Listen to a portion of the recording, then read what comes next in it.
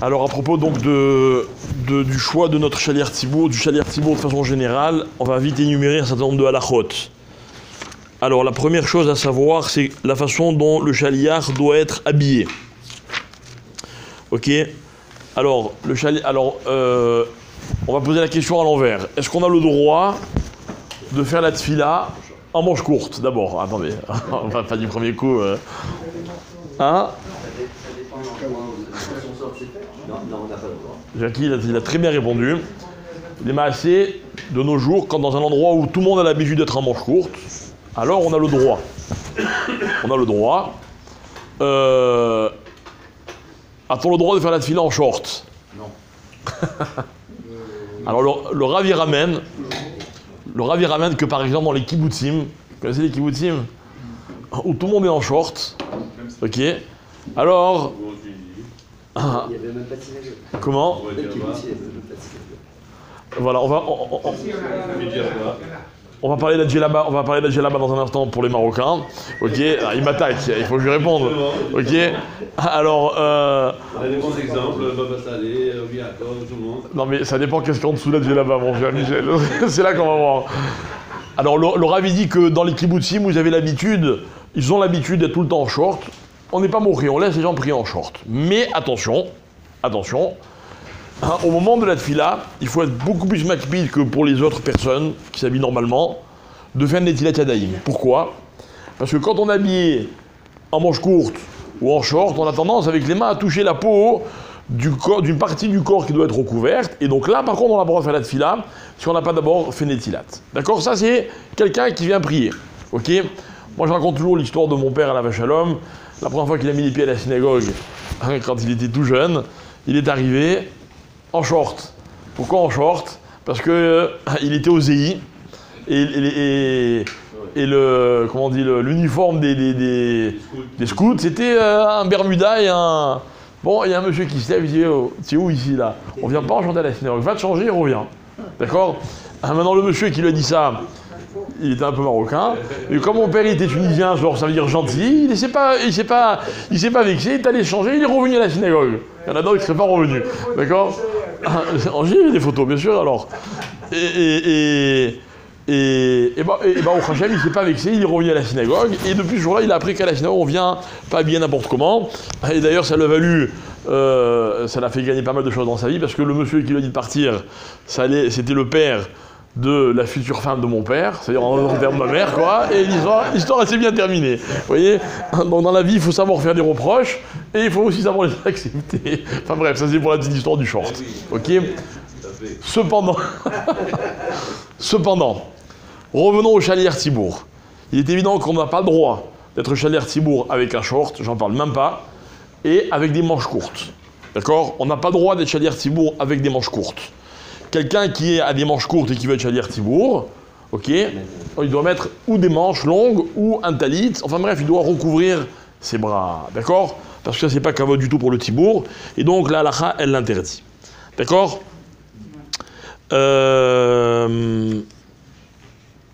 Alors, il dit autre chose, il dit, c'est une halakha qui me fait sourire aussi, sur laquelle je pourrais aussi raconter des histoires avec mon père. Il dit, il y a des endroits où on a l'habitude que le chaliar tibour, il est habillé comme les curés. Alors c'est vrai que dans les synagogues qu'on a connues autrefois, il y a des... Non, pas le bedeau. Les rabbins, moi je me rappelle, dans les synagogues consistoriales, les rabbins et le chaliar tibour, ils avaient une espèce de soutane noire et une espèce de toque, je sais pas si c'était hexagonale ou je sais pas comment, ok. Alors il dit... Mais encore le chamash, c'est pas grave. Le chamash ne nous dérange pas. Ce qui nous dérange, c'est le rabbin ou le chaliar tibour. C'est lui qui a un problème. Mais le bicorne, c'est pas un habit religieux comme la toque et la soutane. Bref, peu importe. En tout cas, il dit qu'il faut faire attention. C'est pas bien de prier avec quelque chose qui fait penser à un curé.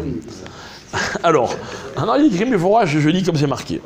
Autre chose, et là par contre ça devient un peu plus compliqué, il dit que normalement, quand on choisit un chazan, il faut choisir un chazan qui sait lire correctement. Alors il dit, c'est quoi lire correctement? Il dit, c'est très simple. C'est un chazan qui sait faire la différence entre un aleph, un he, un aïn, un het, un chaf, mais pas quelqu'un qui sait, quelqu'un qui fait. Il dit même quelqu'un qui sait et qui s'efforce de faire attention, mais c'est pas comme ça qu'il lit naturellement, les khatrila, il ne faut pas le faire monter. Pourquoi? Parce qu'il dit des mots, et il dit il faut. D'accord? Maintenant, donc on a dit ça, on a dit aussi, il dit aussi le tête et le ciao, d'accord, normalement, ok? Et il dit, a priori, on doit choisir un khazan qui sait prononcer chaque lettre correctement. Ouais. Surtout les ça mais vous aussi. Pour finir, il va demander sa dalle. Attendez. Voilà. Un vrai technicien. Il faut un vrai technicien. Il faut quelqu'un qui sait lire correctement. La semaine dernière, j'étais à Marseille et on m'a fait monter à la Torah. J'ai lu à la Torah 3 psukim ou 4 psukim. C'était le chéni de lundi. C'est-à-dire c'était le chéni de Haïchi. Il fait maman, j'ai tout petit. Enfin, le chéni du Rishon. D'accord? Il y avait un monsieur, un gerbien. Ok. Il est venu me voir à la fin, il m'a dit « Excuse-moi, Mehila, j'ai eu droit à 50 minutes, 50 minutes montre en main pour une erreur que j'ai même pas faite. » Parce que quand je lui ai dit, je lui ai dit « Non, c'est pas vrai, j'ai pas lu comme ça. » Il m'a dit « Si, t'as pas bien fait attention sur le match, il m'a tué. » D'accord? Mais il m'a dit « Pourquoi j'ai écouté pendant 50 minutes? » Parce qu'il a raison. Il a raison. Et il m'a dit une chose, il m'a dit « Tu sais, c'est pas grave de pas lire quand on monte à la Torah. C'est pas grave de pas lire. Il a raison. Il vaut mieux que celui qui lit, il lise parfaitement. Ok. Que de vouloir lire soi-même. On croit que c'est bien de lire soi-même. Pas mieux ça. Quelqu'un qui fait pas aïn, qui fait pas khaf, qui fait pas khaf, de façon naturelle. Ok. Alors après, il y a une question de savoir si on n'a pas mieux. Quelqu'un qui monte pour faire khazan, on n'a pas mieux. C'est le meilleur qu'on a. Au pays des aveugles, borgne le roi. Il dit ok, on n'a pas le choix. Mais les khatrila, il faut faire attention. D'accord? Il faut faire attention. Maintenant, moi je vous dis, franchement, si quelqu'un qui ne sait pas lire, on lui propose de faire khazan, d'accord? Ou il monte à la Torah, on lui dit tu veux lire, et il n'est pas sûr, il vaut mieux qu'il ne lise pas. Et les anniversaires. Maintenant, après, il y a d'autres problèmes techniques. Bar mitzvah, ok? Quelqu'un qui a... C'est quoi un chiyuv? Non, mais c'est pas ça. Chez nous, les Sfaradim, le seul chiyuv, c'est le jour de la Askara. Le Yom Amita. Le jour de la mort de quelqu'un. C'est le seul chiyuv. C'est bien de faire khazan dans l'année, c'est bien de faire khazan tout au long de... Enfin, pour plein de raisons, ok? Mais c'est pas un chiyuv. Il faut savoir une chose. C'est pas un chiyuv. Maintenant...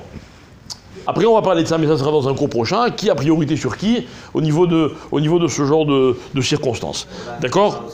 Pardon? Pour la Haftara aussi. Une chose plus... Alors, dans l'ordre, il y a la Kriyat Torah. D'accord? Pourquoi la Kriyat Torah? Parce que celui qui lit, il rend les autres quittes. Ensuite, il y a la Tfila. Parce que dans la Tfila, il y a aussi des moments qui sont critiques, comme le schéma, par exemple. S'il y a un khazan qui lit le schéma et on lit avec lui, et il lit pas bien, il nous induit en erreur. Alors avec le schéma, on peut ne pas être yotzé. Et en troisième, il y a l'Haftara. Mais a priori, l'Haftara aussi. Ok? Maintenant, sur l'Haftara, on a pris l'habitude de fermer un peu plus les yeux, mais ça ne veut pas dire que c'est comme ça qu'il faut faire. Dernier point très important, on ne doit pas choisir... Alors, il dit comme ça, on ne doit pas choisir un khazan qui chante pour se faire plaisir. D'accord? Non, alors c'est très intéressant. Il dit comme ça. Il dit quelqu'un qui a une belle voix.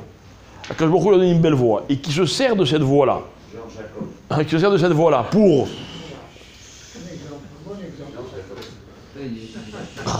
Je propose qu'on ne donne pas d'exemple, d'accord? Chacun, il sait s'il est concerné ou pas.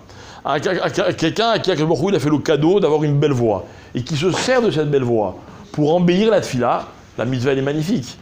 D'accord? Parce que non seulement il fait la tfila correctement, il la rend belle, d'accord? C'est sûr qu'Akadosh Baruch Hu, il est sensible à cette beauté. Il dit maintenant, faire attention. En général, souvent, quand ils ont des belles voix, ils disent... Non.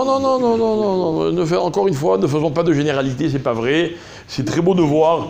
C'est très beau de voir un khazan qui a une belle voix et qui rend la tfila agréable et qui entraîne avec lui le tzibour. Et Bémet, un beau khazan, il nous permet de partager un moment beaucoup plus émouvant et dans lequel il y a beaucoup plus d'émotion que moi. D'accord? Quelqu'un qui n'a pas évidemment une belle voix. Mais, encore une fois, ce khazan-là, et justement, c'est ça qui va déterminer, c'est Saïrat Shamaïm qui va déterminer son attitude. Est-ce que Stam, il veut faire un kiff à lui, ou bien il est il est orgueilleux parce qu'il veut faire entendre sa voix, ou alors non. C'est quelqu'un pour qui la tefila est importante, et donc pour lui, c'est agréable, et il est content de rendre la tefila plus belle.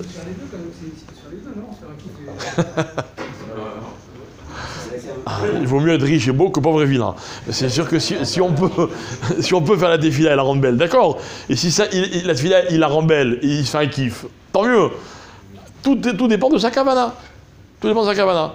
Maintenant, c'est sûr, et c'est là que je crois que la limite se situe, c'est sûr qu'un chazan qui a une belle voix, il va faire attention de ne pas se décevoir à lui ou de ne pas décevoir ceux qui viennent écouter. Mais ça ne me dérange pas.